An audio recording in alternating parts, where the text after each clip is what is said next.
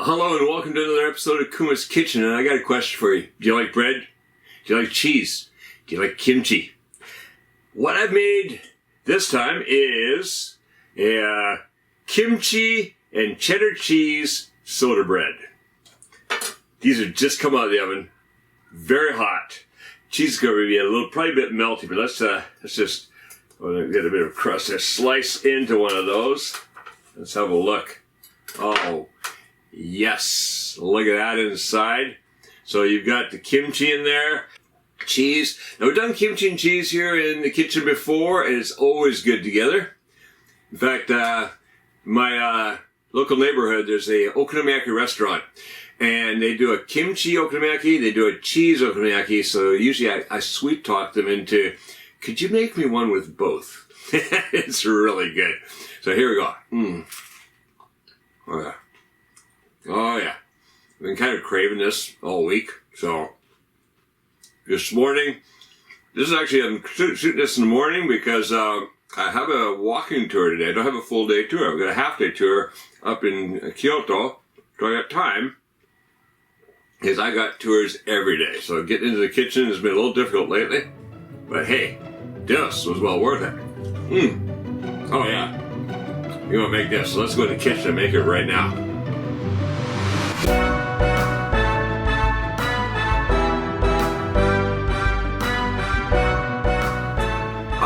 Here are the ingredients for our soda bread.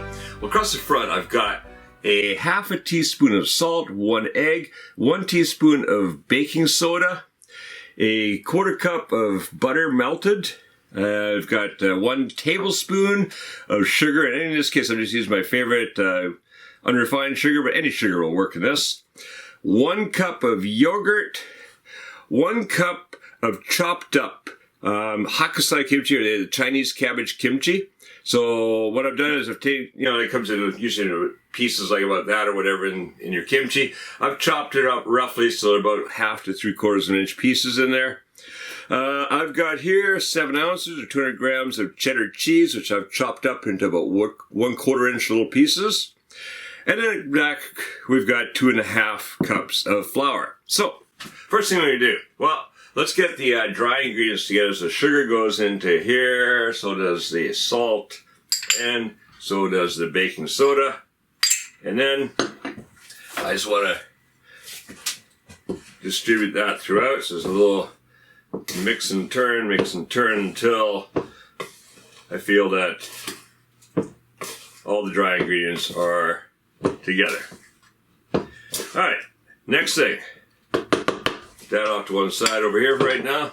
Grab a big bowl, and it's time to mix together some of the wet ingredients. The first thing goes the egg.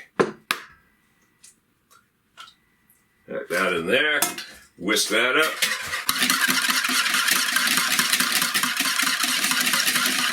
Once that's done, whisk in that yogurt. I want to make sure I get all that good yogurt in there. So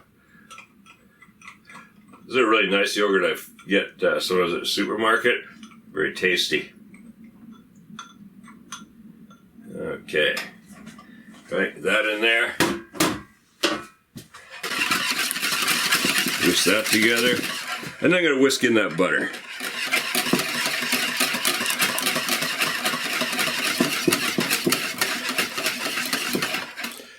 Pretty easy, huh? Because now, all we're going to do, mix it dry into the wet. So, the flour, let's put these guys off to one side here. Flour goes in. Put that over here. And then, just kind of lifting and turning to fold it all together.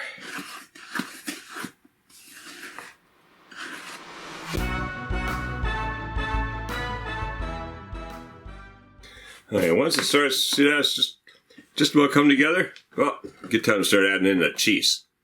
We're going to leave the kimchi to last because we just want to distribute it throughout, but we don't want to turn everything pink on the color of the kimchi. So, keep mixing. Get that cheese distributed throughout. Whoa, man overboard. Also make sure we get all that flour and other ingredients. Oops.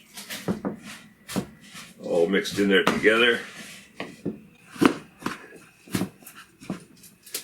Okay, at this point, I have to get my hands in there.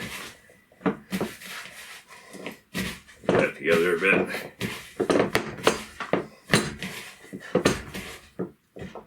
Okay, now the kimchi. Look, in goes that. I want to just cut that into there, mix that throughout. Like I say, I don't want to mix too much and turn my batter pink.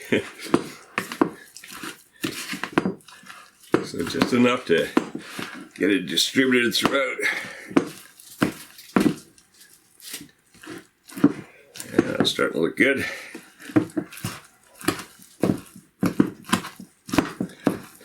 Oh no, you see I'm just doing like a cutting down through notion. That just pushes the pieces of kimchi down into the batter. And that's pretty good. It doesn't have to be perfect. So now, I take about half of that and make 2 loaves of bread. Put that together. I'll split that in half. Alright, it's a messy job.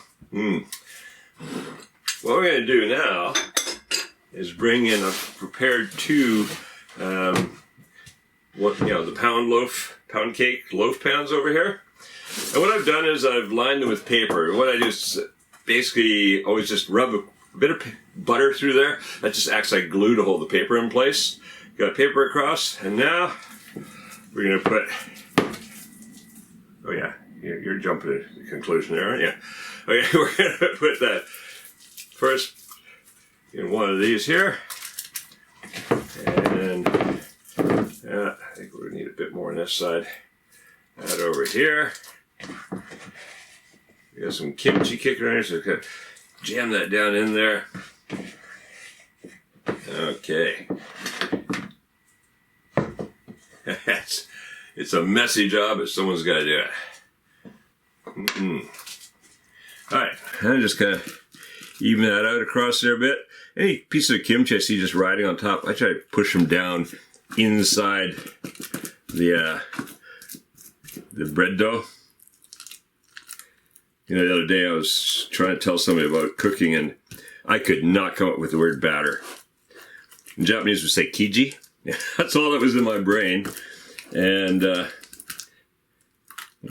never did come up that day. It came up later. Terrible. All right, there we go. The piece of cheese, get that in there too. All right, so we've got those basically even. So that's going over in the oven over there, 350 degrees Fahrenheit or 180 degrees Celsius for about an hour. Keep an eye on it, and we're gonna do a little toothpick test. All right, see you back here when these come out of the oven. All right, that's been about 45 minutes, and these are looking absolutely fantastic. So, we got our skewer in the wrong place. All right, take a skewer, just run that in somewhere. You gotta be careful. You don't want to go through cheese because that's just gonna give you wrong reading. But oh, okay, that's looking good. Yep, coming out dry. Nice crust on there. All right, those are ready to go. Okay, gonna let those cool a bit. Get them out of the pan, cool down a bit, and then slice them up. Eat them like that. Slather a little bit of butter on them. Enjoy. Alright, if you like this recipe, well, stick around. Check out the other original Kevin Raleigh recipes here on Kuma's Kitchen. And make sure that you subscribe and click that notification bell so you don't miss new ones coming up. Now go make these and make cooking fun again with Kuma's Kitchen.